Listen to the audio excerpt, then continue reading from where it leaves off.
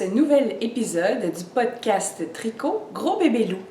Je suis Nancy Ouellette, je suis très contente de vous voir pour ce deuxième épisode. Aujourd'hui, j'enregistre, c'est vendredi 23 mars, dernier jour de mes vacances. Je suis un petit peu déconnectée, là, je me suis payé une belle semaine de vacances à la maison, à tricoter, à prendre ça cool, à aller prendre un petit café, prendre le temps de prendre mon petit café. C'était super agréable. Donc, dans ce nouvel épisode, on va commencer avec juste un petit peu de blabla. Ensuite, je vais vous présenter mes projets finis parce que j'en ai. Et puis ensuite, mes projets en cours, projets à venir. Et pour finir, je vais vous montrer quelques petites babioles. Donc, pour la petite portion blabla, écoutez, je veux remercier tout le monde qui a pris le temps de regarder mon premier épisode, qui s'est abonné à ma chaîne. Quand j'ai fait mon premier épisode, je me rappelle quand j'ai vu le premier épisode d'Émilie et Paul, quand ils ont fait le second, ils ont dit on pensait qu'il allait juste avoir ma mère et ma belle-mère qui allaient le regarder. Secrètement, j'espérais qu'il y ait un peu plus de monde que ça qui allait le regarder. Puis je pensais pas que ma mère allait l'écouter, puis finalement, elle l'a écouté. Elle a aimé ça, ma mère, elle tricote pas du tout. Donc, je suis complètement flabbergastée de voir à combien d'abonnés je suis rendue. Si je ne me trompe pas, la dernière fois que j'ai regardé, j'étais à peu près à 140 abonnés. Plusieurs centaines de vues. Je suis vraiment super contente de la réponse que j'ai eue et j'espère que vous allez être de plus en plus nombreux à venir me regarder et me tenir compagnie. Pour ceux qui me voient pour la première fois, bonjour à vous. J'espère que votre expérience d'écoute de mon podcast va vous plaire. Je tiens à remercier particulièrement deux personnes qui, le jour de la sortie du podcast, le podcast épisode numéro 1, ont publié sur leurs réseaux sociaux comme quoi j'arrivais dans le monde des podcasts et d'aller me voir. J'imagine que ça m'a donné un bon coup de main pour la si belle réponse que j'ai eue. Je tiens à remercier énormément Paul. Merci Paul d'avoir publié. Tu as un grand auditoire. Ça l'a probablement aidé à ce que les gens me découvrent. Je veux aussi remercier Yana qui a, elle aussi, en même temps, c'était presque simultané les deux, vous avez publié. Donc, merci du fond du cœur, Yana, d'avoir partagé, d'avoir pris le temps de m'écouter aussi, alors que je sais que toi, les podcasts tricot, tu aimes pas ça plus qu'il faut. J'apprécie énormément le retour que tu m'as fait, tes commentaires, c'était très constructif. Merci énormément. Parlant de réseaux sociaux, eh bien, vous pouvez me suivre. Donc, vous pouvez bien sûr vous abonner à ma chaîne YouTube Gros Bébé Loup. Vous pouvez aussi me suivre sur Instagram à Gros Bébé Loup Création, Gros Bébé Loup _ Création. Je vous mets tout ça en bas de l'écran. Et puis sur Ravelry, je suis aussi Gros Bébé Loup. Fait que finalement, c'est pas très difficile, hein? C'est vraiment Gros Bébé Loup. Nulle part, vous devez mettre les accents aigus sur les E. Gros Bébé Loup tel quel. Donc, suivez-moi sur Instagram, sur Ravelry, sur YouTube. Et puis, ça va me faire un grand plaisir d'échanger avec vous. Il y a plusieurs personnes qui m'ont écrit des commentaires tellement gentils d'ailleurs. Les gens sont fins. Je suis vraiment contente. Merci tout le monde pour les beaux commentaires que vous m'avez écrits. Ça me touche profondément, puis je prends énormément de plaisir à vous répondre. Des fois, c'est juste un petit merci, mais sachez qu'il est vraiment senti, ce merci-là. Sans plus tarder, on va commencer avec les projets qui sont finis. J'en ai beaucoup cette semaine. Je suis contente. Ça a été une semaine productive pour moi. J'étais en vacances, ça paraît, hein, quand on a plus de temps, même si pendant mes vacances, là, j'ai pas passé mes journées 8-10 heures par jour à tricoter. Je suis pas capable de tricoter 8 heures par jour. Là, les mains suivent pas, là, ça fait mal. Puis, mais quand même un petit 3-4 heures par-ci, par-là, là, ça avance des projets, c'est vraiment motivant. Donc, le premier projet que je vais vous présenter, c'est le projet qui était manquant dans le premier épisode. Donc, je le ramasse, il est juste ici. Il s'agit du Take Care Pullover, qui est juste là, que j'ai réalisé pour mon mari. Donc, le Take Care Pullover, je l'ai tricoté dans le cadre d'un test de patron. Paul Trudel-Bellemare, donc Paul TB, avait fait un appel au test sur Instagram. J'avais vu sa publication. Je l'ai contacté. Au départ, je voulais le faire pour moi, ce chandail-là. Je le trouvais beau, j'en voulais un. Sauf que le temps qu'on s'échange des messages, moi et Paul, finalement, toutes les tailles, ben non, la taille pour femme qu'il m'aurait fait était déjà prise par quelqu'un. Mais la taille qui convenait à mon homme, le 2XL homme, elle n'était pas prise. Donc, j'ai décidé de le faire. Voici le résultat final. C'est un gros chandail avec une toute petite ligne de jacquard aux manches aussi, mais on a surtout un travail de couleur ici au niveau du yoke. C'est un chandail qui se travaille en bottom-up. Donc, on part par le bas. Je vais essayer de l'attraper comme il faut. On commence à faire les côtes au bas. Et puis, on monte le corps du chandail. Quand on arrive à la hauteur des emmanchures, on met de côté le projet et on tricote les manches. Donc, on part les manches au niveau du poignet. On tricote toute la manche jusqu'à la hauteur d'emmanchure. Et puis, quand les deux manches sont faites, on attache ensemble les deux manches et le corps du chandail. C'était la première fois que je l'essayais, cette technique-là. Honnêtement, j'étais assise à terre dans le salon et j'avais le chandail à terre avec les deux manches à côté. J'étais comme, bon, comment je vais faire pour que ça tienne tout ensemble? Il est grand le chandail, là. C'est lourd, les morceaux, c'est gros. Mais j'ai toujours une petite tendance à m'inquiéter, de dire « Oh mon Dieu, ça ne marchera jamais. » Ça marche super bien. Honnêtement, ça s'est vraiment, vraiment très, très bien fait. J'ai beaucoup aimé. J'entends énormément de gens dire « J'aime pas ça faire des bottom-up. » OK, je comprends pourquoi les gens n'aiment pas ça. C'est parce que c'est très difficile de pouvoir ajuster la grandeur ici au fur et à mesure.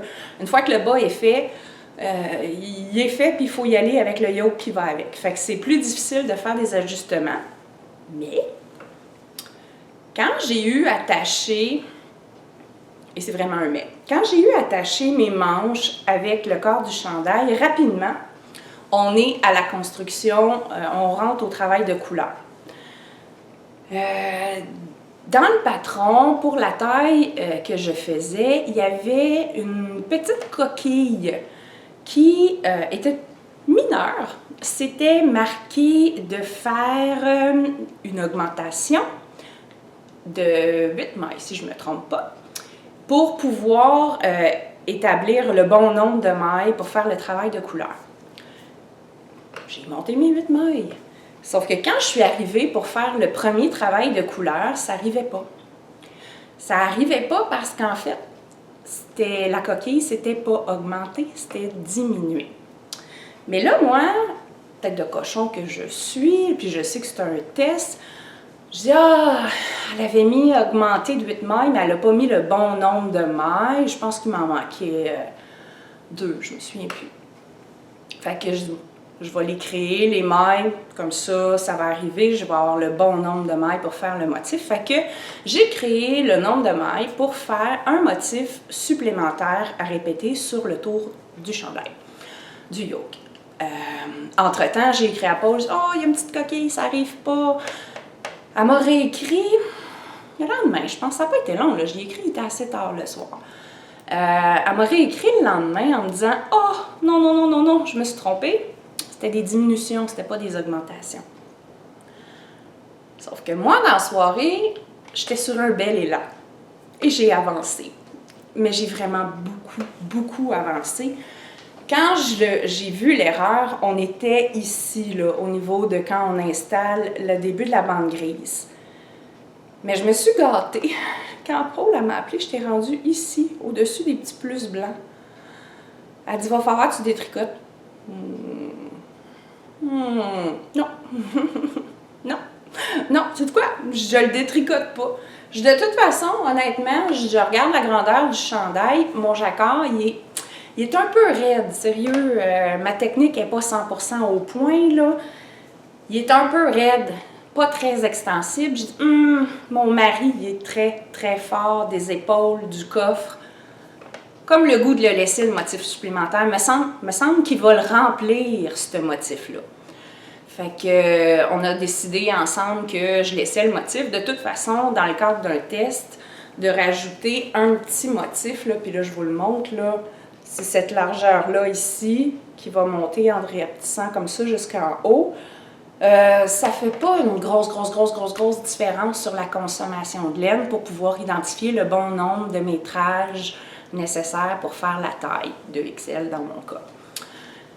Fait que, on a convenu que je le laissais comme ça. Fait que j'ai poursuivi mon travail avec mon petit motif de plus. Je suis vraiment contente d'avoir laissé un motif de plus. Je le connais bien, mon homme, là. Ça fait de longues années que nous sommes ensemble et il le remplit très bien, le chandail. Je vais vous mettre une photo ici, qui est comme la photo finale que j'ai fait du chandail avec mon mari dedans. Mon mari, il est super drôle parce que, en fait, le chandail crée une illusion d'optique. Vu que ici, on a vraiment un motif qui est dense, on a vraiment un punch visuel ici, il est super content parce qu'il dit, quand je mets le chandail, j'ai vraiment l'air de baraquer, avec des bonnes épaules. Puis, il dit, c'est uni au niveau de la bédaine, fait qu'il dit, on dirait que ma bédaine disparaît dans le chandail. Il dit, ça me fait une plus belle silhouette. C'est un 2XL, là. Pas le gars qui a la plus belle silhouette en ce bas monde. Il a la silhouette d'un gars de 45 ans qui travaille assis en arrière d'un bureau. C'est sa silhouette qu'il a, puis qui prend de la bière la fin de semaine. Whatever. Tout ça pour dire que c'était une erreur heureuse. Il aurait peut-être été, il n'aurait pas été trop petit. Là. Pour un motif répété de plus, il n'aurait pas été trop petit.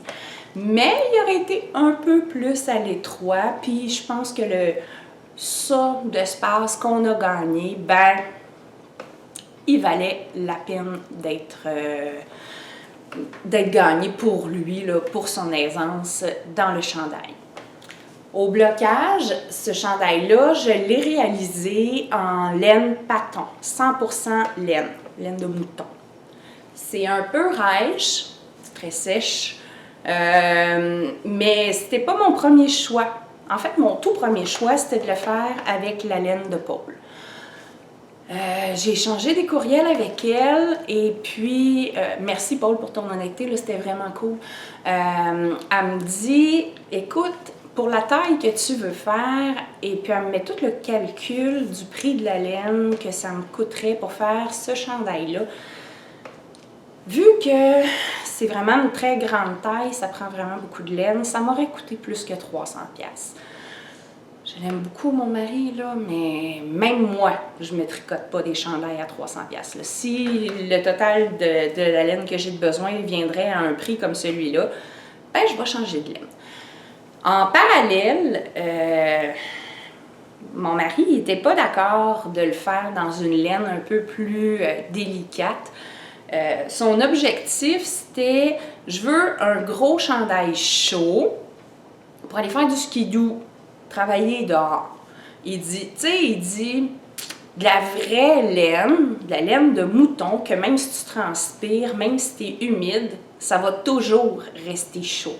Il dit, c'est pas super fragile. Il dit, ça ferait mon affaire d'avoir une laine comme ça. Fait que finalement, ben, on est allé magasiner ensemble. Il a choisi ses couleurs. C'est son choix à lui. Je l'ai laissé choisir. Je voulais être certaine que ça lui plaise. Et puis, on a vraiment décidé de prendre la laine paton qu'on a acheté chez Michaels, qui est, ma foi, vraiment très abordable. Et une fois bloquée, bon, elle bouge pratiquement pas là, au blocage. Là, écoute, elle a vraiment égalisé là, au niveau du jacquard. Là, toutes les petites erreurs de tension se sont corrigées, mais j'ai pas obtenu de différence au niveau de la largeur, au niveau de la longueur. Elle était très statique au blocage. Je vous montre, là, c'est... je vais déposer le chandail. C'est la laine Paton Classic Wool Worsted. Donc, ah oui, j'ai oublié de vous dire, elle est tricotée en worsted. Fait que ça se tricote quand même assez rapidement, là. Vous pouvez aller consulter ma page Ravelry.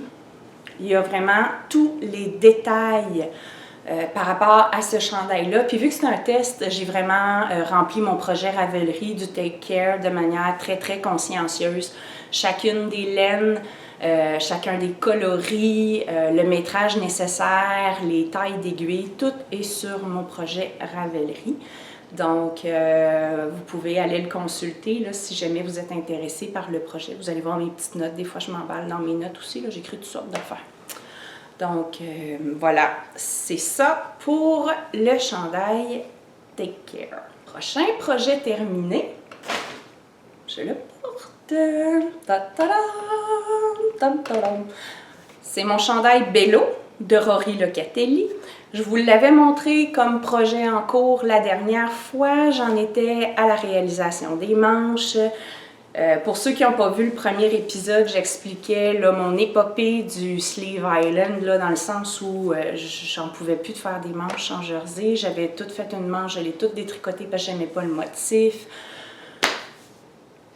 J'ai fini par retrouver la motivation pour terminer ce chandail-là. Il s'agit de mon premier chandail en fingering. J'avais fait plusieurs chandails auparavant, mais je les ai toujours faits en worsted. Je suis tellement contente. Pour vous le montrer comme il faut, je vais l'enlever. Fait que je vous fais une petite coupure et puis je vous le montre et puis je vous explique toute sa petite histoire. Bon, voilà. Fait que changer de chandail. Chandail bien ordinaire. Il n'y a rien de spécial à dire sur ce chandail-là. Non, sans blague. Mon Bello, un si beau chandail que j'aime, d'amour. J'ai tellement eu de plaisir à réaliser ce chandail-là. Je vais vous l'approcher.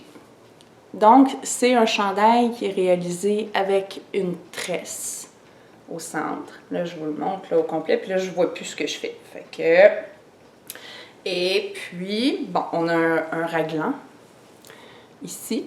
Et ce raglan-là, je vais essayer d'ouvrir le chandail comme il faut pour que vous puissiez bien le voir. Le raglan se poursuit jusqu'au bas du chandail. Et au bas du chandail, on se retrouve, je ne sais pas si on le voit bien, j'arrive pas à voir comme il faut. On retrouve un motif qui est un peu en forme de V inversé. Donc, tout le chandail le suit comme ça et le motif se dirige un peu vers l'avant. Donc, la place... Le devant du chandail, avant les côtes, le jersey est beaucoup plus étroit parce qu'on a le motif qui se dirige comme ça vers le devant. Les côtés sont tricotés en point envers là, entre les deux bandes de motifs, là, si on veut, qui sont des côtes en fait, là, c'est vraiment juste des côtes. Fait qu'on a du jersey envers. C'est un chandail que j'ai tricoté en Artfil Belle. Je vous montre l'étiquette. Dans le premier épisode, j'ai affirmé haut et fort que le Artfil Belle, c'était du 100% mérino. Comme vous le voyez sur l'étiquette, je suis des patates. C'est pas vrai! C'est 80% mérino, 20% nylon. J'ai raconté des bêtises. J'en ai raconté beaucoup d'ailleurs, j'en ai trouvé plein de bêtises. Pas grave. Je suis sûre que vous allez me pardonner. C'est un chandail, je vous l'ai dit, qui a été designé par Rory Locatelli. C'est un chandail qui se construit en top-down. On commence au col, on se dirige jusqu'au bas du chandail et puis ensuite on relève les manches et on les tricote. J'ai fait ce chandail-là en aiguille 3,5 pour le quart du chandail, en aiguille numéro 3 pour ce qui était là, des côtes, soit au niveau du col, au niveau du bas du chandail, qui a aussi des côtes là, 1-1. et puis sur les manches, qui a des côtes 1-1. On part du haut du chandail, on fait le raglan. Il y a un motif ici, là, je vous en ai parlé tantôt. Le motif est constitué de côtes. Super facile à faire. Là, je vais vous raconter une petite anecdote. Premier événement qui est arrivé avec ce chandail-là. Je commence mon chandail, je monte mon col. Ça va super bien partir un chandail. C'est rapide, c'est encourageant, ça va vite. Il n'y a pas beaucoup de mailles, hein? Très encourageant. Donc, je monte mon chandail et là, j'arrive très rapidement dans les augmentations au niveau du raglan ici. Si je le tenais comme il faut, dur à tenir pour le montrer comme il faut. On va essayer de l'étendre sur moi. Oh, c'est pas pire ça. Donc, pour constituer le raglan ici, on a des augmentations avant, après le motif. Puis on a des augmentations vers la droite, vers la gauche pour que ça crée un motif qui est équilibré, là, en fait. Et j'ai fait une erreur qui... Je pense que je vous partage mon expérience parce que faut pas faire ça, cette erreur-là. C'est vraiment niaiseux. J'ai lu le patron et puis j'ai regardé, bon, le petit symbole qui est inscrit. C'est un patron en anglais. Ah, je dis, ah oui, cette augmentation-là, je la connais bien. Je dis, oh oui, oui. Il me semble que c'est de même que ça se fait.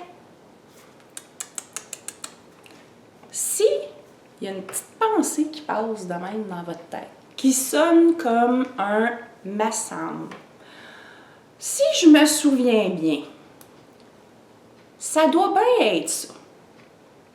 Tous ces qualificatifs-là, c'est pas bon. Parce que, me semble que ça doit bien être de même que ça se fait, ben c'était pas de même. Fait que j'ai monté mon raglan avec mon me semble que c'est de même que ça se fait. Puis rendu très précisément 16 rangs plus loin, j'ai comme pris une pause pour regarder le résultat de mon travail, parce que là j'avais un peu de longueur, j'arrivais à voir. C'était tout croche, c'était laid, ça faisait des gros trous, ça tirait, c'était pas beau. J'ai dit, ben voyons non, c'est donc ben pas beau. J'étais pas contente. Là, je suis retournée sur la page Ravelry pour regarder le projet, qui avait plusieurs photos dedans, mais pris des gros zooms au niveau du motif. Son motif, il n'a pas l'air du mien, pantoute. Ça se ressemble pas, là. Fait que c'est clairement de ma faute s'il y a quelque chose qui marche pas. Fait que j'ai repris le patron, puis là, morceau par morceau, j'ai tout relu, voir s'il y avait quelque chose que j'avais fait de pas correct. Et ça me semblait pas si mal, mais là, bon, j'ai repris les augmentations, je suis retournée dans la charte qui était dans le patron. Ouais, il me semble que... Puis cette fois-là, quand je me suis auto-dit à moi-même, il me semble, je vais quand même aller vérifier, là. Fait que je me suis à l'ordinateur, je google le nom du point, puis je le faisais pas comme il faut du tout. Pas du tout. C'est pour ça que c'était laid. Fait que... J'ai pris mon chandail, puis j'étais rendue à peu près ici. J'ai tout détricoté, mes 16 rangs qui n'étaient pas beaux. Puis j'ai recommencé avec la bonne méthode. Une fois qu'on fait de la bonne méthode, c'est super beau! Là, vous pouvez le voir. Ici, attends, je vais tasser de mon côté. Il y a un petit trou dans le motif. Il s'arrête. Ça, c'est une autre erreur. Mais celle-là, je l'ai laissée là. On se tente à un moment donné de détricoter. En faisant le tour, j'ai mis mon projet sur le bras du sofa pendant que je suis allée faire d'autres choses. Puis je l'ai repris, mon marqueur de main, il était tombé. Et puis, je l'ai retrouvé entre-temps. J'ai dit, ah, mais j'arrive à la même place en refaisant le tour, je vais remettre mon marqueur de maille. Sauf que je l'ai mis une maille plus loin. Fait que, ben finalement, ça fait un petit trou dans le motif. Il y a juste moi, puis maintenant, tous vous autres qui le savez. Personne qui voit ça quand je le porte. Ensuite, dans les péripéties qui est arrivé avec ce chandail-là, ben, à un autre moment donné, j'ai laissé mon tricot sur le sofa pour aller faire quelque chose. Et puis, je suis revenue. Et quand je suis revenue, j'ai constaté que le chat avait mangé ma laine. Donc, il a coupé mon fil au ras du tricot. Il l'a tout chié. Encore heureux, il a mangé le fil de laine et non pas le tricot. Il était bien caché, puis une chance, j'étais tellement fâchée. Oh non! J'en ai même fait une publication sur Instagram, si jamais vous êtes curieux, vous pouvez aller voir sur mon compte, là, vous allez voir la photo de ma laine pétée en deux parce que le chat a mangé mon projet. Fait que maintenant, ben, je laisse plus mes projets sur le sofa en attendant que je revienne parce que j'ai pas juste ça à faire, rentrer des fils parce que le chat a mangé mon fil. Qu'est-ce que je peux vous dire d'autre? Je vous ai déjà dit que j'étais restée longtemps sur les manches. J'avais tricoté la manche avec le motif qui est identique à ce qu'il y a sur le côté du chandail. J'ai pas apprécié le rendu. J'ai donc tout détricoté la manche pour la faire en jersey simple, ordinaire, jersey en droit, là, on tourne. Puis j'ai beaucoup manqué de motivation pour faire mes manches. Dans le premier épisode, je vous ai raconté que je me suis commandé une petite aiguille 23 cm, mais j'avais pas commandé une taille là, qui allait pour ça. Finalement, elle n'arrivait pas, puis impatiente comme je suis, j'étais allée au magasin, puis j'étais allée en acheter un autre, mais qui fitait avec la taille de ce chandail-là. J'ai testé ma petite aiguille, au miracle, ça s'est mis à avancer tout seul, c'était merveilleux. Donc, assez rapidement, j'ai fini ma première manche. La deuxième s'est montée, elle s'est tricotée dans le temps de le dire. Et il était terminé. Je suis super contente. Je suis très fière de moi, de la réalisation de ce chandail-là. Vu que c'est un chandail qui est en mérino, je savais au blocage que le mérino bouge beaucoup. J'étais un peu terrorisée. J'avais peur parce que tricoter tel quel, là, il m'allait comme un gant, là, assez près du corps, les longueurs parfaites à mon goût. Fait que j'ai fait mon blocage, mais j'ai tellement été précautionneuse. Tout le long, je l'ai gardé comme ça, en petites boules tout trempes dégoulinantes, là, pour être certaine qu'il ne puisse pas prendre d'expansion nulle part. J'ai vu certaines filles dans des podcasts qui avaient bloqué des projets puis qui se retrouvaient avec une manche qui dépassait de ça de leurs mains parce que la manche, elle a comme pendu pendant qu'elle était toute trempe, elle a pris de la longueur, puis en fait, ils ont zigouillé leur chandail. Puis c'est vraiment triste, là, autant qu'on passe à faire ça. Donc, j'ai été ultra précautionneuse. Finalement, ça s'est super bien fait. Oui, il a pris un peu d'expansion. Il a allongé, je vous dirais, d'à peu près 2 cm et aux manches et au bas du chandail. Je trouve que c'est vraiment pas beaucoup, là. Je suis très heureuse là, du rendu, du blocage, bien entendu. Je suis quand même chanceuse, je suis quelqu'un qui tricote avec un point assez régulier, mais n'empêche, le blocage là, corrige tous les petits accros de tension qui pourraient survenir. Donc, A1, une fois bloqué, là, c'est vraiment un projet qui me tient beaucoup à cœur. Il me reste une toute petite chose à vous dire par rapport à ce chandail-là. Dans le patron, il recommande de faire le rabattage au bas du chandail et au bout des poignets, de faire un rabattage tubulaire. Ça non plus, j'en avais jamais fait. J'étais allée jaser avec mon ami YouTube, j'étais allée voir comment ça se faisait avec le grafting, tout ça. Bon, il y a des vidéos qui sont tellement claires, c'est facile de faire des apprentissages. Fait que je me suis armée de patience parce que c'est quand même long à faire comme technique de rabattage. Et j'ai tout rabattu, le bas de mon chandail, selon cette technique-là.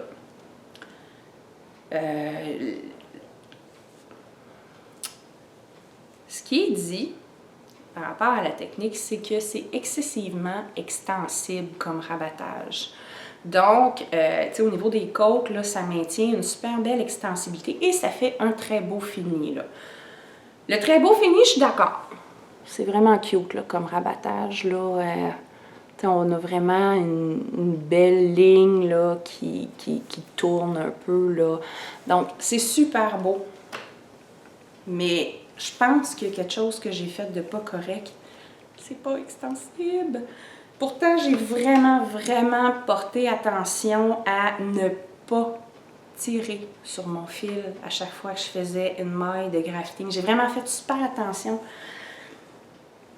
Je me retrouve qu'il n'est pas extensible. Je vous dirais, je pense que quand je suis arrivée aux manches, J'ai fait un rabattage classique comme je le fais d'habitude. Tricoter une maille, tricoter l'autre maille, passer par-dessus. De base, là. Le fini est moins beau. C'est moins joli. Ça fait vraiment une ligne, là. La toute dernière chose que j'aurais à vous dire par rapport à mon chandail Bello, il me semble que ça fait 2 fois déjà que c'est la dernière chose que j'ai à dire. Il y a beaucoup de choses à dire par rapport à ce chandail-là. Ça fait longtemps qu'on est ensemble, moi et lui. C'est ça ici. Ce chandail-là attire tout. Tout ce qui existe de petites mousses, de poils de chat. J'ai 2 chiens, mais mes chiens ont le poil très très ras. Donc c'est pas si mal, ça accroche pas trop. Mais j'ai un beau changora blanc par exemple, ben blanc et d'autres couleurs, là, mais bref, la majeure de son poil est blanche. Avec des beaux grands poils longs comme ça, là. Magnifique, mais ça pogne dans le tricot, c'est fou! C'est incroyable de voir à quel point tout colle après mon chandail. À un moment donné, je faisais même des blagues pendant que je le tricotais parce que le chat avait tendance à venir à côté de moi pendant que je tricote. Et, je passais mon temps à enlever des poils. Puis à un moment donné, ce chandail-là, là, il n'est plus tricoté en mérino et nylon. Il est rendu à 101%. 80% mérino, 20% nylon, 1% poil de chat. C'est sûr. Sûr. Il y en a partout dedans. Fait qu'il accroche un peu tout ce qui peut accrocher après. Fait qu'il faut quand même le brosser un peu. Je l'ai manipulé énormément. Ça fait un bon moment déjà qu'il traîne dans mon sac à projet. Rentre-sort. Il semble pas vouloir boulocher facilement. Si je fais le comparatif avec un autre projet en mérino que j'ai pu voir là, récemment, en cours de tricot, à rentre-sort du sac, traîne sur le sofa, fais ci, fais ça, il commençait déjà à boulocher. Lui, il n'a pas l'air. Il reste vraiment beau, il est légèrement duveteux, là, mais vite fait comme ça, je pense qu'il ne boulochera pas tant que ça. Fait que c'est avec l'usure et le temps que je vais le voir, là, mais pour l'instant, il m'apparaît prometteur. Là, je pense que je vous ai vraiment tout dit par rapport à mon Bello. Et il me reste un dernier projet fini à vous montrer. Avant de vous le montrer, je vais refaire une petite coupure puis je vais remettre mon chandail parce que je l'aime trop. Bon, fait que me revoilà avec mon chandail. En fait, peut-être juste vous justifier là, pourquoi je l'ai enlevé pour vous le montrer. C'est juste que j'avais pas le goût de faire la danse de Saint-Guy en avant de la caméra comme ça, que plein de monde font, puis je me trouve pas suffisamment gracieuse pour faire un exercice de ce type-là. Fait que j'aimais mieux l'enlever pour vous le montrer comme il faut. Donc, dernier projet qui est terminé, un autre test, c'est le May Pullover. Donc, terminé, bloqué, fini! Hey! Tout un travail de jacquard, ce pull-là. Ça a été un plaisir fou à réaliser. Le patron n'est pas sorti encore, donc il s'appelle bel et bien le May Pullover, comme le mois de mai. Moi, je vous donnerais un cue en disant qu'il y a des chances de sortir au mois de mai. Je dis ça de même. Donc, je vais vous parler de tout ce qui a pu se passer avec ce chandail-là. C'est la base, c'est un test que j'ai réalisé, la designer Paul, Trudel Bellemare, Paul Tribé. Elle a designé ce chandail-là en taille enfant et taille adulte. Les 2 patrons vont être disponibles quand elle va faire la sortie. C'est un chandail qui est construit en top-down. On commence par le col. On réalise la portion ici, on sépare les manches, on met les manches en attente, on réalise jusqu'au bas. Et puis ensuite, on remonte les mailles pour réaliser les manches. Il y a une finition autour du collet qui est en I-cord. Je vous en reparlerai un peu à la fin. C'est une des dernières choses que j'ai fait. Donc, quoi vous raconter par rapport à cette épopée de chandail? Dans le premier épisode, puis je vais vous le résumer très rapidement pour ceux qui n'ont pas écouté le premier épisode, j'avais tricoté le chandail une première fois. J'avais pris entente avec Paul que j'allais faire une taille hybride entre le 6-8 pour la grandeur et le 10-12 pour la longueur. J'ai réalisé mon premier yoke. Et puis, il était en taille 6-8. Je l'ai essayé à ma nièce. C'était vraiment trop petit. J'ai donc défait le chandail que j'avais commencé pour le reprendre entièrement en taille 10-12. Donc, dans l'entente que j'avais avec Paul initialement, je faisais un hybride. Elle avait déjà des testeuses pour les tailles 6-8 et 10-12. Donc, on avait convenu qu'on ne tiendrait pas en compte mon métrage utilisé pour réaliser le projet, pour qu'elle puisse là, inscrire comme il faut les bons métrages à la sortie du patron. Dans ce contexte-là, je me suis permis des libertés incroyables que je ne me permets jamais habituellement quand je fais un test. Quand je fais un test, j'essaie autant que faire se peut de respecter le plus possible le patron tel qu'il est écrit, malgré que tout à l'heure je vous ai dit que j'avais fait le test du Take Care puis j'avais rajouté un motif. En tout cas.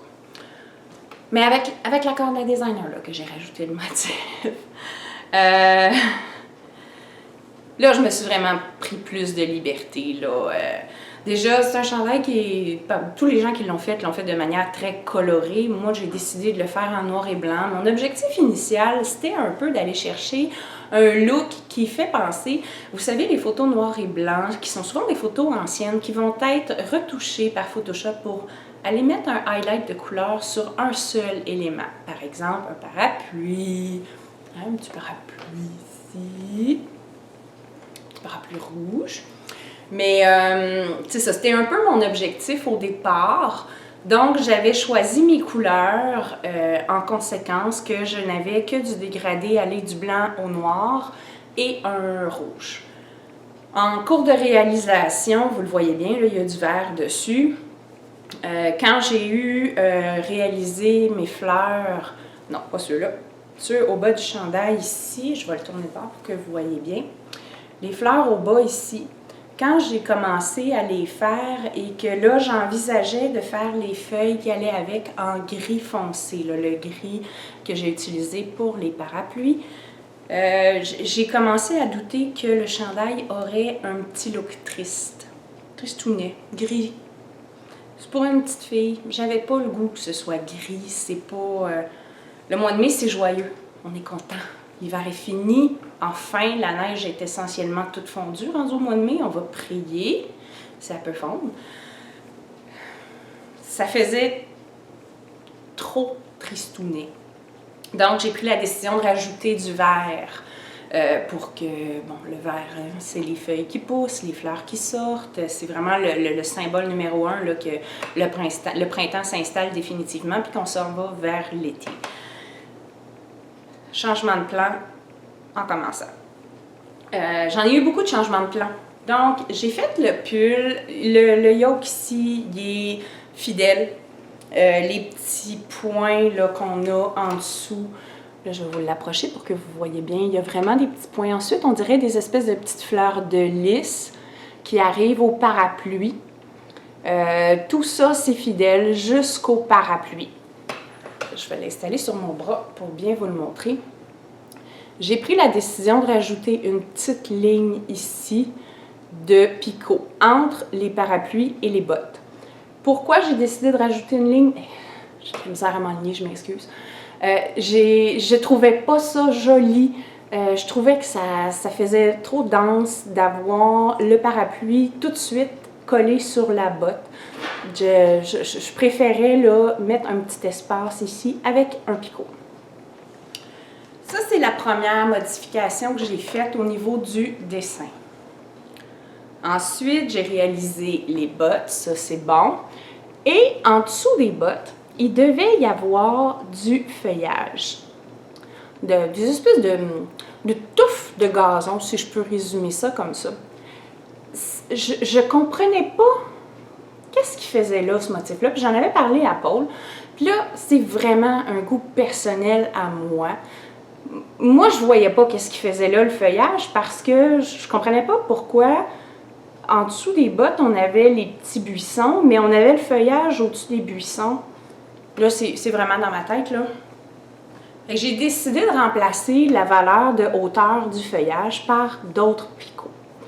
Ce qui fait qu'il y en a beaucoup des picots là, sur mon chandail. Ensuite, ben, c'est la réalisation des petits buissons. Je tout croche, je m'excuse. Je vais le replacer comme il faut. Ensuite, on a un design de triangle et de petits carrés avant de commencer les fleurs. Ça, j'ai respecté là, ici, au niveau de ce patron-là. Là, entre les arbustes, les triangles, il y avait des picots, mais ils étaient bel et bien dans le patron. Je ne vais pas reprendre tout l'épisode des short rows que j'ai raconté dans mon épisode numéro 1. Le chandail est fait de manière à ce que le derrière est plus long que l'avant. Vous le voyez, l'avant est arrondi et le derrière est plus long. Les motifs ne sont pas les mêmes à l'avant et en arrière. On a vraiment des fleurs qui sont pleinement grandies en arrière, puis à l'avant, on a des petites feuilles qui n'ont pas leurs fleurs et des fleurs qui grandissent un petit peu. Je trouve que ça fait une jolie histoire sur le chandail. Pour réaliser les fleurs plus grandes en arrière, il faut faire des short rows en faisant du jacquard. Dans mon premier épisode, je me suis étendue longuement sur le fait que j'avais pas aimé ça, faire du jacquard en faisant des allers-retours, mais qu'au final, même si j'avais pas aimé ça, ça s'était super bien fait. C'est pas une inquiétude à avoir là, pour ceux qui envisagent de faire le patron, là, ça se fait super bien. Il ne faut pas s'inquiéter là-dessus. Donc, j'ai réalisé les short rows, les petits feuillages et puis autre digression que j'ai faite, la dernière sur le corps, j'en ai fait beaucoup, hein? Moi, j'ai fait des petits rangs de côtes. J'ai fait quoi? Des côtes 4x4. J'ai fait des petits rangs de côtes sous les fleurs ici, que j'ai ajoutés, qui n'étaient pas sur le patron. Il est supposé de finir avec un high cord. J'ai skippé le high cord, principalement parce qu'à l'essayage, ma nièce, je le trouvais un peu serré aux fesses. Et ça a une petite réputation d'être quand même rigide, un high cord. Je voulais pas qu'il soit rigide au bas, je voulais vraiment qu'il soit plus détendu. Donc, je suis allée vers des côtes. C'est mon choix, c'est mon inspiration du moment, on dira. Ensuite, j'ai réalisé les manches. Un petit bonheur à faire ces manches-là. Ça va super vite. C'est le fun parce que, en fait, moi, j'adore faire ces petits picots-là. Je vous explique pourquoi.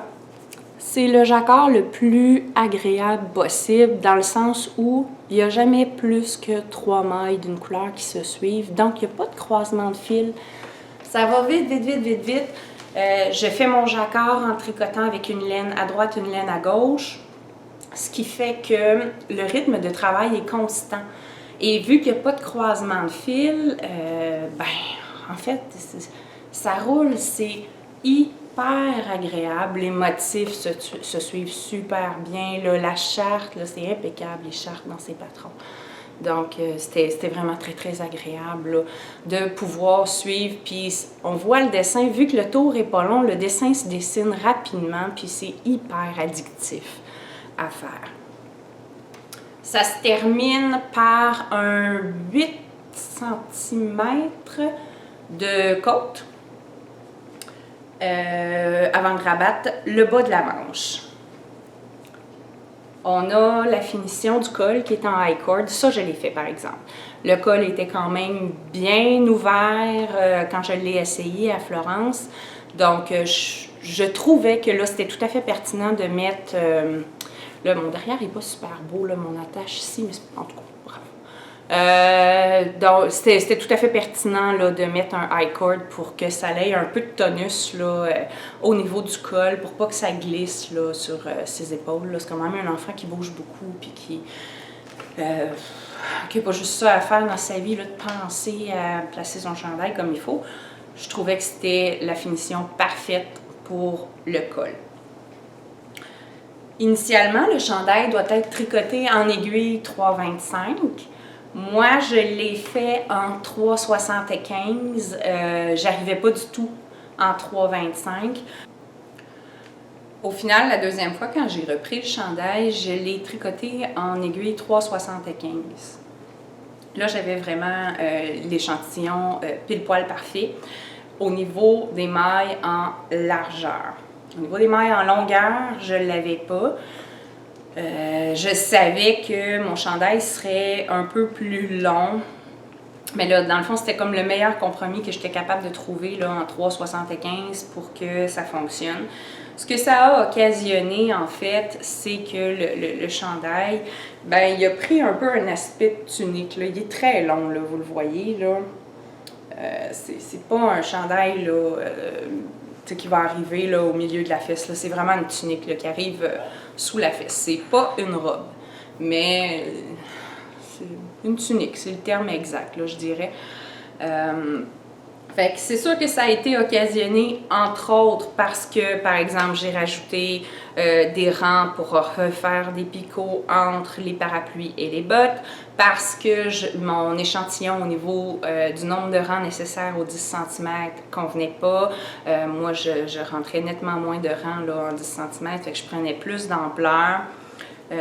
Puis dans le remplacement du motif ici, des picots là, que j'ai mis au lieu des feuilles, des petites touffes d'herbe, je pense que ça ajoutait encore une fois un autre 2 ou 3 rangs. Fait que 2-3 rangs ici, 2-3 rangs là, puis finalement un échantillon qui est pas bon, ben ça fait une tunique. Il y a eu une correction dans le patron aussi. Par rapport au fait qu'il y avait peut-être un petit peu trop de motifs. Paul en a retiré un petit peu, là, si je ne me trompe pas. C'est l'essentiel. Ah non, c'est pas vrai. Faut que je vous montre quelque chose. Quand je suis arrivée à la fin de la deuxième manche, j'étais super excitée de finir mon chandail. Puis je me disais, oh mon Dieu, je vais pouvoir le montrer en objet fini dans mon podcast. Qu'est-ce que j'étais contente! Je suis quelqu'un qui zigouille ses patrons. Quand je tricote, je barbouille énormément mes patrons, puis je vais vous le montrer après.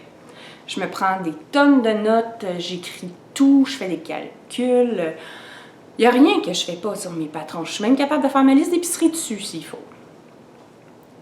À quelque part, il y a une information essentielle que j'ai oublié de me noter, puis que ben, mon cerveau a skippé là, dans l'énervement de compléter mon projet. Regardez bien les deux manches. Eh ben oui, ils sont pas pareils. Il y en a une qui est en côte 2-2, puis une qui est en côte 1-1. J'ai fait ça!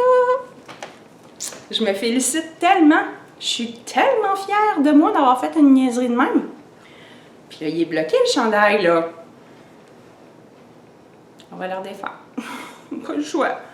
Ah, je suis vraiment fâchée. J'avais pris la décision de modifier les côtes 1 pour des côtes 2-2. Je trouvais ça plus joli pour un pull pour enfant. Par exemple, sur mon vélo, j'ai vraiment mis des côtes 1. Ça fait un peu plus délicat, je trouve. Pour un enfant, je trouvais ça... Je sais pas. Ça me plaisait, moi, d'avoir des côtes 2-2. C'est la décision que j'avais prise de modifier là, pour faire des 2-2, mais je sais pas. Je l'ai pas écrit sur mon patron. Fait que... ben... mes côtes sont pas pareilles, puis il va falloir que je recommence un rang de côte. Peut-être vous montrer un peu à quoi ça peut ressembler quand on fait un test. Ça ici, là, c'est toutes des feuilles du patron du chandail. C'est tous des paquets de feuilles, là. Au fil des versions qui se succèdent avec les corrections, ça en fait du papier. Je les ai même pas toutes imprimées. Il y en a que les corrections ne me concernaient pas, ou j'étais rendue plus loin, puis j'avais déjà vu l'erreur, ou peu importe. Là. Ça fait beaucoup de versions du même patron. Pour vous donner une idée, de ce que moi je peux faire quand je tricote. T'sais, si vous voyez ici, là, je me suis pris plein de notes de toutes sortes de choses, là, de mon gribouillis.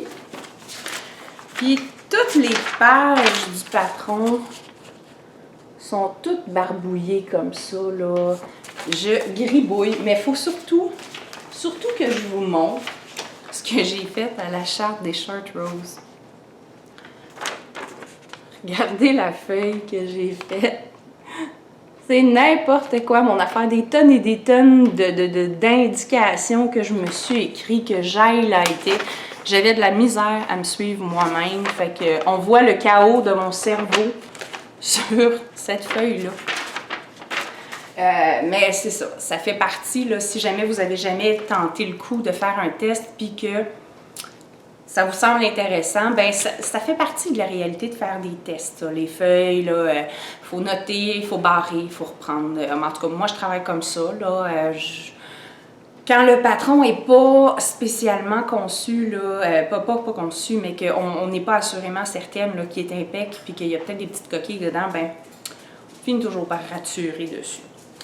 Dernière chose que je peux vous parler par rapport au mes pullover, puis j'espère que je ne dirai pas dernière chose 3 fois. C'est un chandail que j'ai tricoté en bébé mérino de Drops. Ah, il y a même le prix! Donc, bébé mérino de Drops, c'est 100% mérino. Quand j'écoute des podcasts, on se retrouve souvent à un moment donné où il y a un sujet qui devient récurrent pour tout le monde. Il y a un moment donné, on entendait parler de la brioche, hein, du point de brioche, que là, tout le monde disait « Oh mon Dieu, c'est terrible, c'est épouvantable à maîtriser ». Et là, tout d'un coup, il y a plein de monde qui se sont mis à l'essayer, puis tout le monde disait « Ben finalement, non, c'est pas si pire, ça. Finalement, ça se fait bien. Ah, mais non, c'est correct ».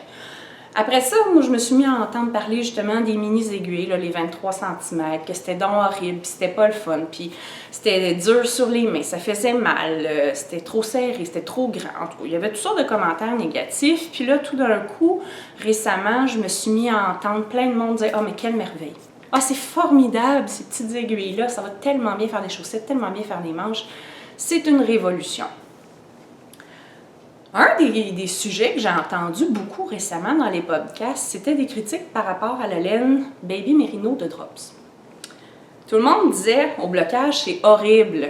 Horrible, ça devient du beurre fondu. C'est mou, ça étire, ça prend de l'expansion, ça s'en va n'importe où. C'est pas le fun à bloquer. Là, je me disais, bon, voilà un autre sujet que tout le monde va dire, oh mon Dieu, mais c'est terrible! Puis qu'après ça, il y a plein de monde qui l'essaye et qui disent, ben non, c'est pas si pire.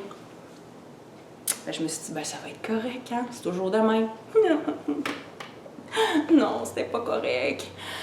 C'est vrai, c'est vraiment vrai qu'elle bouge énormément, cette laine-là, au blocage. C'est titanesque la quantité d'expansion que ce chandail-là a pris au blocage en prenant les 3000 mêmes précautions, parce qu'on s'entend que, tu sais, je suis quand même avisée, là, je l'ai entendu je sais pas combien de fois là, dans différents podcasts dire ah, la bébé Merino, ça bouge, celle de Drops, c'est horrible, ça bouge. Fait que, tu sais, mon chandail qui n'a pas de petits morceaux qui dépassent pour être sûr qu'il n'y a rien qui prend d'expansion en m'installant là, pour le bloquer sur ma table. Je l'ai tenu comme il faut, mais à une minute où je l'ai mis sur la table puis que j'ai commencé à le placer, là, je le voyais, il rouvrait. Puis là, j'essayais de le contenir autant que possible en le plaçant pas tiré, puis petit morceau par petit morceau, mais il a vraiment pris beaucoup de longueur. Là. Je dirais, là, il a dû prendre, là, par exemple, en longueur de manche, là, je l'avais mesuré, je pense qu'il a pris 7 cm de longueur de manche sur un chandail pour enfants. C'est énorme. Au niveau de la longueur du corps, en fait, j'y ai un peu joué un tour parce que je l'ai tellement tiré pour placer mon jacquard, puis la régularité du point, parce qu'elle n'était pas toute belle. Puis, tu sais, il y a encore des morceaux, tu sais, mon petit parapluie rouge qui est tricoté très serré, ben on le voit ici, là, que c'est pas impeccable. Fait que je l'ai quand même, j'ai été un peu plus musclée au niveau du blocage pour la largeur. Fait que ça a été un peu moins intense au niveau de l'allongement du corps, mais il a allongé, là, je vous le dis, là. Mais lui, je ne l'ai pas mesuré. Mais c'est vraiment là, une laine qui prend une expansion de fou, ça se peut pas. Ok, on se comprend, j'ai pas bloqué mon échantillon quand je l'ai fait. C'est mon erreur. Ma faute, j'aurais donc dû. Mais en même temps, je trouve que c'est pas super représentatif bloquer un échantillon. Il n'y a pas de poids sur un carré grand comme ça. Ça bouge, on le voit si la laine est pour devenir. Là, moi, je trouve qu'elle prend une texture là, de beurre mou. On dirait vraiment du beurre. C'est très souple. Fait qu'on le voit là, qu'elle va prendre l'expansion, mais on n'est pas vraiment... Moi, je suis pas assez qualifiée pour savoir exactement comment elle va réagir, puis ça va être quoi les dimensions finales du projet. Fait qu'on a un chandail qui est un peu plus grand. C'est une enfant. Le bonheur là-dedans, c'est qu'elle grandit. Fait que, ben, elle va pouvoir le porter plus longtemps. Au départ, moi, je pensais pas qu'elle allait pouvoir le mettre très très longtemps parce qu'on était vraiment sur une mesure là, qui lui faisait pile poil maintenant. Là, ben, en fait, on va peut-être gagner jusqu'à l'automne prochain. Ça va être merveilleux. C'est tout pour mes projets terminés. C'est en masse, là, je trouve. Là, ça fait vraiment beaucoup au niveau des projets terminés. Ensuite, on passe au projet en cours. Le premier projet en cours que je vais vous présenter faisait partie des projets à venir que je vous avais mentionnés dans mon précédent podcast. Il s'agit du chandail Miro Mesnil. Et là, tout de suite, je dois vous dire, j'ai fait un autre gaffe. J'ai massacré le nom dans mon premier podcast. J'ai dit Miro Mensil. J'ai inversé le N et le S. C'est Miro Mesnil. Donc, mon erreur. Toutes mes sincères excuses si j'ai confondu des gens. Donc, c'est un chandail que je réalise, je viens d'échapper la bobine à terre, que je réalise en laine d'alpaga, 100% alpaga. C'est de la laine que je ne peux pas vous donner les références, c'est une bobine de démo en fait, pour pouvoir tester là, la base de la laine que Yana m'a donnée. Donc, c'est pas une laine là, que je pourrais vous dire allez l'acheter, elle est formidable, elle est à cet endroit-là. C'est vraiment un démo là, que je teste. Et on est rendu là, on a ça de fait. Je suis très précisément rendue au rang de séparation des manches. Toutes les augmentations du yoke sont réalisées. Et puis, il y a ensuite des short rows. Si je le prends du bon côté, vous allez pouvoir constater qu'il n'est pas égal d'un bord puis de l'autre. Il est plus long. Voyons! Bon. Il y a un côté qui est plus long que l'autre. C'est vraiment parce que on fait plusieurs rangs de short rows. C'est des German short rows qu'il y a dans ce patron-là pour pouvoir là, aller créer de l'ampleur au niveau du buste. À date, c'est super agréable comme projet. Les instructions sont limpides dans le patron. C'est un patron qui est écrit en anglais. Très bien fait. Il y a des instructions ajoutées avec des chartes, des grilles. Il y a des dessins pour montrer. C'est vraiment un super beau patron. C'est un patron créé votre propre chandail. Il y a plusieurs modèles de manches disponibles, plusieurs modèles au niveau du drapé qu'on peut faire pour le bas du corps avec des plis ou sans plis en droit. Il y a aussi différentes longueurs qui sont possibles de réaliser. Fait que c'est vraiment un patron, créer votre propre chandail. Là, on peut faire vraiment plusieurs combinaisons.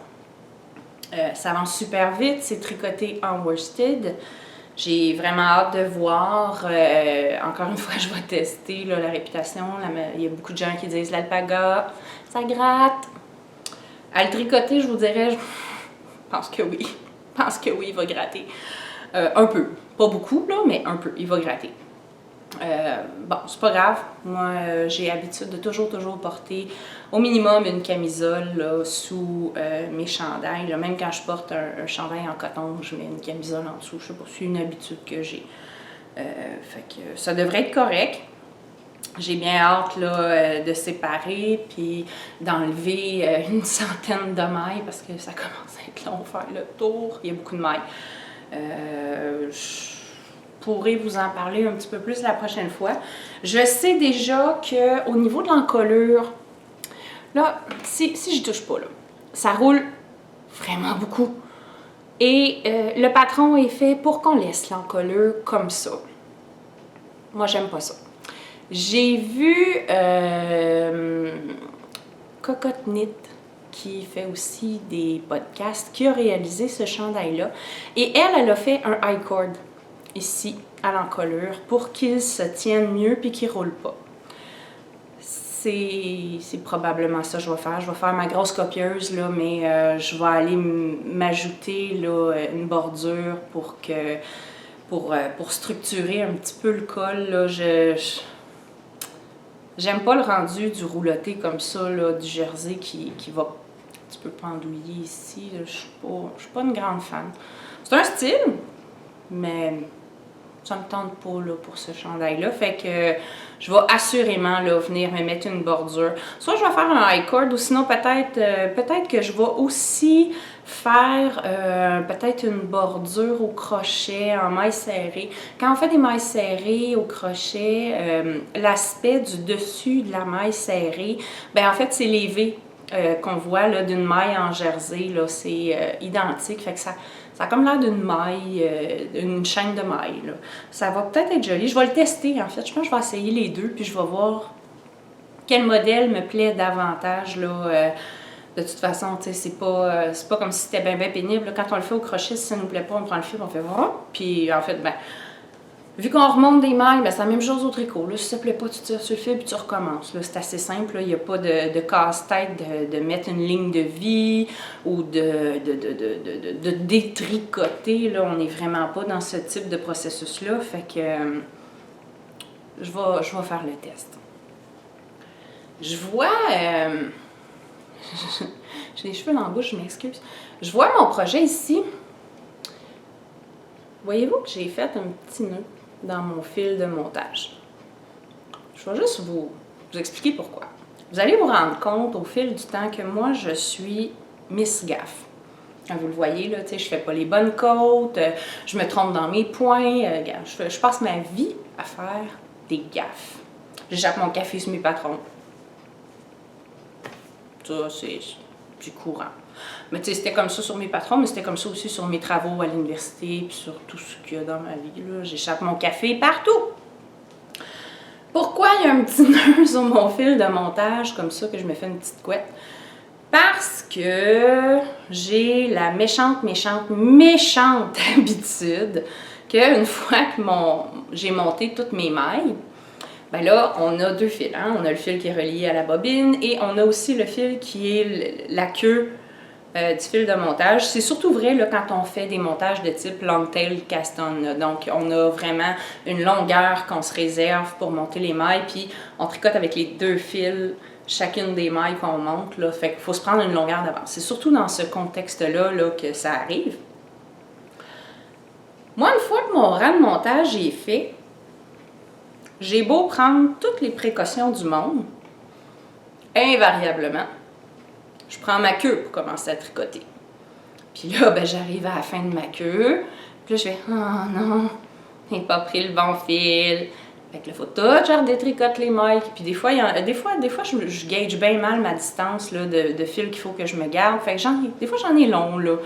Fait que je suis capable de faire un bon petit bout de maille avant de me rendre compte que finalement, j'ai pas pris le bon fil. Puis il faut tout, je redéface, puis je retricote. Fait que maintenant... À un moment donné, on se tanne de faire toujours les mêmes erreurs. Maintenant, aussitôt que j'ai fini mes rangs de montage, ma queue, j'ai fait une boucle comme ça. Fait que c'est plus difficile d'être tenté de partir mon tricot sur ce côté-là. Petite tranche de vie. Petit conseil pour ceux qui ont le même don phénoménal que moi de faire ce genre de niaiserie-là. Voilà! pour ce projet-là. Je vous en reparlerai dans mon prochain épisode. On verra où est-ce qu'il sera rendu. J'ai un deuxième projet en cours. Lui, il est au début. J'aurai pas beaucoup d'informations à vous donner. Je vais me détourner. Pour l'instant, tout ce que j'ai, c'est ça. C'est un événement auquel j'ai décidé de m'inscrire. La boutique La Maillerie à Laval organise des événements de tricot mystère. Donc, on s'inscrit, ils nous donnent les informations nécessaires par rapport à l'achat de laine qu'on doit faire. Et on choisit à l'aveugle la laine qu'on veut prendre. Et il y a 4 rencontres aux 2 semaines. Donc, c'est un projet qui dure 8 semaines. Et à chacune des rencontres, ils nous donnent une partie du patron. Fait que c'est vraiment le principe des mystères, là, les cales mystères, tout ça. Là, il y en a en ligne. J'en vois un actuellement circuler là, sur les réseaux sociaux. C'est le Moon Phase, les phases de la lune. Un cal mystère auquel on peut s'inscrire sur Ravelry. Fait que c'est la même chose, mais en boutique. Fait que je me suis inscrite et quand j'ai acheté ma laine, ils nous donnaient une fiche qui est juste le début du patron. Puis je vais vous le montrer, là. C'est un petit brin de rien, là. Il n'y a pas grand-chose d'écrit là-dessus. Je ne le mettrai pas trop longtemps pour pas que vous puissiez... je ne veux pas me faire chicaner puis me faire dire que je partage là, un patron qui doit bien exister à quelque part. Il donne des indications, en fait, juste pour monter le début. Il faut que le début, là, c'est du point mousse. C'est juste du point mousse avec des augmentations. Là, mon câble il est un petit peu petit, il faut que je le change. Donc, on monte juste le début. Là. Ça va être un projet mystère, mais je pense qu'on peut tous s'entendre sur le fait que c'est un châle. C'est assez évident. C'est pas des mitaines. Fait que j'ai réalisé le tout début. Le projet commence aujourd'hui, ce soir. C'est des rencontres qui se font le vendredi soir pour ce projet-là. Donc, ce soir, je vais avoir la première partie du patron. Faut par contre que je vous parle de la laine que j'ai achetée pour ça. Je suis craque dingue de cette laine-là. Je me peux plus. Elle est tellement belle. Oh, j'en peux plus. C'est ça, ici. Je vous l'approche. Oh, est-ce qu'on arrive à voir? C'est la Fibrilia Cassou, couleur Arès. La couleur de cette laine qui est teinte à la main, la Fibrilia, c'est c'est des Québécois. Si je ne me trompe pas, c'est un gars qui fait cette laine teinte à la main. La base, c'est 80% Mérino Superwash, 20% nylon. Donc, ça a vraiment la belle douceur là, du Mérino. Fort possiblement que, je pense bien deviner que ça va être un châle. Fait que le fait qu'elle soit en Mérino puis que ce soit mou, quand on bloque, c'est parfait pour un châle là, où on va pouvoir aller étendre puis chercher vraiment tout le motif. Là, on va pouvoir tirer en masse puis ça va être super. Moi, ce qui m'a fait capoter, c'est la profondeur de la couleur qui va de l'orangé à une espèce d'orange brûlé, brunâtre. Puis on a des sections là, vraiment plus claires, beaucoup plus foncées là, ici. Elle est écœurante. Je l'adore. C'est une couleur qui est vraiment hors de ma zone de confort. Ma zone de confort, moi, est crosse comme ça. C'est du blanc au noir, en passant par tous les stades de gris, puis rouge. Rouge. J'ai tellement pas... Ah, c'est pas vrai. J'ai du rose. J'ai tellement pas beaucoup de couleurs dans ma garde-robe.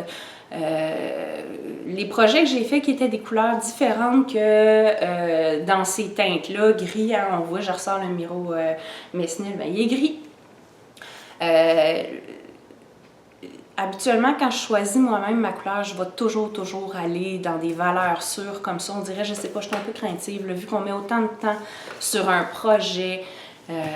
Puis, tu sais, de le faire d'une couleur un peu plus osée par rapport à ce que moi je porte habituellement. Puis, je le répète, là, je suis vraiment pas osée dans mes vêtements. Donc là, je me suis dit que cette fois-là, bon, regarde, c'est un projet mystère, puis allons-y gaiement. J'aimais beaucoup cette couleur orange-là. Je l'ai ici, là, en petit cake, là. Ça donne peut-être un visuel un peu différent de la couleur. Mais c'est ça. C'est complètement en dehors de ma zone de confort, mais je trouve ça magnifique. Fait que je vois pas comment je pourrais ne pas aimer le produit fini là, avec cette couleur-là. Fait que j'ai pas grand-chose d'autre à vous dire sur ce projet-là. Un peu plus la prochaine fois, alors que j'aurais déjà eu là, une rencontre où j'aurais eu une partie du patron. Puis je saurais un petit peu plus où je m'en vais. Aujourd'hui, je vous présente peu de projets à venir. J'en ai juste un. Puis je vais vous montrer un livre que j'ai acheté en format e-book. Ça, c'est l'image dans le fond de la couverture. Le livre s'appelle The Shetland Trader. C'est des patrons de, et là je m'excuse du maganage de nom que je vais faire là, Gudrun, G-U-D-R-U-N, je vous écris tout ça en bas là, Gudrun Johnston, excusez, c'est des Anglais. Je vais tricoter un chandail pour faire un échantillon. Dans mon épisode numéro 1, là, je vous ai parlé, j'avais fait un échantillon pour Artfil. Là, je vais faire un échantillon pour Urso. Qui va être utilisé, si je ne me trompe pas, à Twist. Pour celles qui iront à Twist, ben, vous verrez mon chandail. Là, je tourne les pages, je m'excuse, ça fait du bruit. Oh, la photo est sombre. J'avais pas vu la page. Oh non, c'est pas joli. Attendez, je vais trouver une autre page. Il y a vraiment énormément de photos dans ce livre-là. J'ai acheté le livre complet. Il y a 9 patrons dedans. Ils sont toutes aussi beau un que l'autre. C'est incroyable la qualité des patrons qu'il y a dans ce livre-là. Bon, les photos sont super sombres parce que je l'ai imprimé en couleur, là, mais à l'imprimante ordinaire, là, pas à l'imprimante photo. Fait que vous allez pouvoir voir un peu, c'est un peu la rayure que je vais réaliser en laine Urso. On va prendre la petite face bleue pour le faire. J'ai pas choisi les coloris encore, ça va venir. De toute façon, le twist, c'est au mois d'août. Je suis pas pressée, là, j'ai le temps. Vu que je sais que ça fait déjà beaucoup de temps que je parle puis que je veux pas que mes podcasts soient trop longs, je vais pas m'étendre sur le projet. J'ai pas énormément de laine. J'ai pas choisi ma laine, mais je sais déjà que c'est le prochain projet que je vais réaliser. Vous pouvez aller regarder sur Ravelry le e-book là, en attendant. Là, c'est vraiment du beau stock. Donc, je pourrai là, en parler plus en détail quand j'aurai plus d'éléments en main. Là, au mieux, peut-être quand j'aurai ma laine, là, vous allez pouvoir voir. Puis, je vais quand même vous mettre une image, ici probablement, pour que vous puissiez mieux voir ce que j'arrive pas à bien vous montrer avec mon cartable. C'est le seul projet, là, ma nouvelle projection, là, que je sais que je vais castonner éventuellement. Il ne me reste que les petits gadgets. J'ai reçu un cadeau d'une amie qui, pour le travail, a dû se rendre à Rimouski et qui a fait un petit stop à la boutique La Vilaine. Elle m'a acheté le plus cute des marque-mailles au monde, qui a été fait par Création Elisabeth. C'est un petit marque-maille, bouge plus, en pâte Fimo. C'est un petit oiseau. Il est vraiment mignon. On voit ici l'étiquette, là, Création Elisabeth. Donc, je la connais pas très bien, mais je pense que c'est une fille du coin, à Rimouski. Donc, c'est ça, l'information qu'elle m'a donnée, ça a été acheté à la boutique La Vilaine, comme j'ai dit. Fait que j'ai un petit oiseau en marque-maille. Je suis trop contente. Il est vraiment cool. Puis il est tout léger, vu que c'est de la pâte Fimo. Tu sais, des fois, les marque-mailles comme ça, qui ont un objet décoratif un petit peu plus volumineux, des fois sont lourds. Puis c'est un peu moins agréable à travailler, là. Tu sais, quand on se met à installer plusieurs marque-mailles tout le tour du projet, tu sais, par exemple, si je vous parlais tout à l'heure de mon Miro Mesnil, ben il y avait quand même, je pense que c'est 16 marque-mailles installées tout le tour. Je sais qu'il y a moyen d'en installer bien plus que ça, là, mais tu sais, à un moment donné, si on se met à mettre tous des guiling comme ça, qui ont toutes chacune du poids, puis qui sont dans nos mains quand on passe, ben c'est moins agréable. Autre petit gadget. J'ai finalement reçu mon aiguille par la poste que j'avais commandée sur Amazon et qui a pris un temps fou. Arrête de zoomer sur mon visage, s'il te plaît. Qui a pris un temps fou à arriver. Finalement, bon, il me disait que ça allait être livré entre le 6 et le 16 mars. Ben, c'est arrivé le 16. Fait que c'est manifestement un petit gadget que j'apprécie vraiment. J'ai vraiment entendu là, des avis de toutes sortes sur ces petites aiguilles-là. Je vais juste m'en sortir une pour bien vous la montrer. Là. Vous voyez, là, c'est petit, comme ça. Donc, on tricote les manches. Il y a une période d'adaptation là, au niveau de la tenue des aiguilles quand on le fait là, pour la première fois. Moi, je vous dirais, ça m'a pris une quinzaine de minutes à trouver où je devais mettre mes mains comme il faut, puis que ça soit fluide. J'ai quand même fait du jacquard là, avec ces petites aiguilles-là. J'ai fini toutes les manches du mai, en fait, je les ai faites avec ça. Et puis, même le jacquard là, avec une laine à droite, une laine à gauche, ça fonctionnait super bien. Fait qu'à mon goût, à moi, c'est un excellent investissement. Je trouve ça beaucoup plus friendly user, là, agréable à utiliser que le Magic Loop qui va faire des petits gaps là où on sort le câble puis qui nécessite qu'on fasse énormément de gestion du fil. Excellent investissement, à mon avis, à moi. Mais c'est très personnel. Dernier gadget que je veux vous montrer, en fait, c'est que cette semaine, j'ai posté une photo sur Instagram qui a fait réagir un peu plus que mes publications habituelles. Il s'agit de la belle petite boîte que j'ai ici. On va passer la petite décoration. En fait, petite boîte. Non, elle n'est pas petite, elle est grosse. Elle est grosse et lourde. Cette boîte-là, c'est une boîte que mon mari m'a fabriquée et qui contient mon dévidoir. Je vais en reculer que vous voyez au complet. Ça contient mon dévidoir. On peut facilement faire bobiner en magasin nos écheveaux. C'est pas un problème. Mais moi, je trouve que... Je vais la remettre ici. Elle est vraiment en bois. Je trouve que le dévidoir, c'est un des plus beaux objets du tricot. Je trouve ça joli comme objet, puis j'en voulais un. Je suis un petit bébé, puis j'ai fait mon enfant gâté, puis j'en veux un. Fait que j'ai été m'en acheter un. Sauf que c'est quand même très fragile comme objet. Les languettes de bois sont assez fines. C'est attaché avec des petites cordes. Puis je voulais pas le ranger puis qu'il puisse s'abîmer. Fait que mon mari m'a fabriqué ma jolie boîte en bois pour serrer mon dévidoir. Fait que maintenant, ben là, je l'avais mis plus proche, là, mais habituellement, elle est toujours sur ce meuble-là.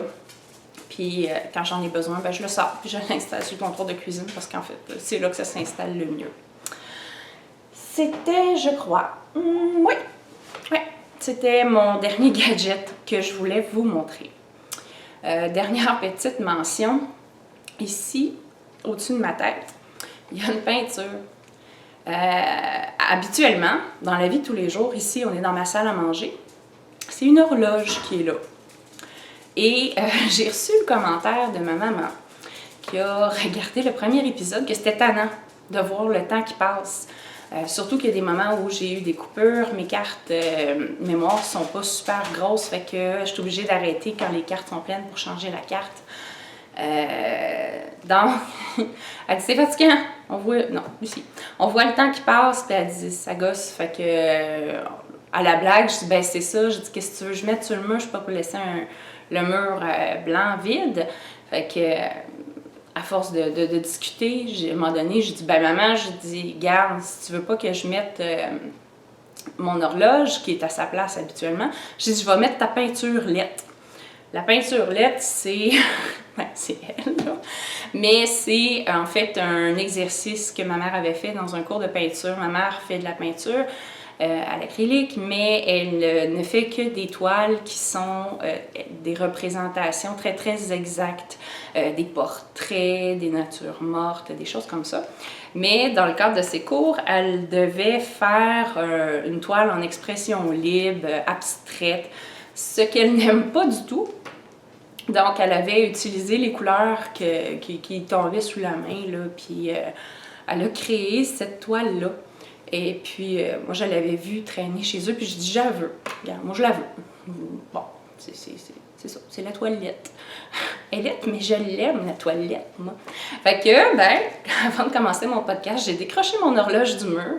Je suis allée chercher cette toile-là, qui habituellement est dans mon salon, et je l'ai mise au mur. Donc, maman, j'ai bel et bien mis ta toilette sur le mur. Voilà, donc c'est tout pour aujourd'hui. J'espère que mon épisode vous a plu. Je crois que je n'aurai pas tenu parole et je vais avoir fait un épisode un peu plus long que ce que j'aurais voulu. Mais c'est pas de ma faute, j'avais trop d'objets finis. Mais c'est brave. Donc, merci infiniment de m'avoir écouté. Vous pouvez me laisser des commentaires sous la vidéo, mais surtout, sur mon Ravelry, j'ai créé un groupe Gros Bébé Loup, dans lequel j'ai ouvert des fils de discussion pour chacun des épisodes. Vous allez retrouver dans chacun de ces épisodes-là les fils de discussion, tous les notes que j'ai aussi mis sous la vidéo YouTube. Vous allez retrouver toutes les notes de l'épisode et vous pouvez venir discuter avec moi sur ces fils de discussion-là. Donc, je vous le rappelle, c'est le groupe de discussion Gros Bébé Loup. Pas d'accent aigu sur les E de bébé. Et puis, ben, vous pouvez venir commenter, faire vos suggestions, juste venir me dire bonjour. Fait que ça va me faire plaisir d'échanger avec vous sur Ravelry. Voilà, je vous dis à la prochaine fois. Bye bye!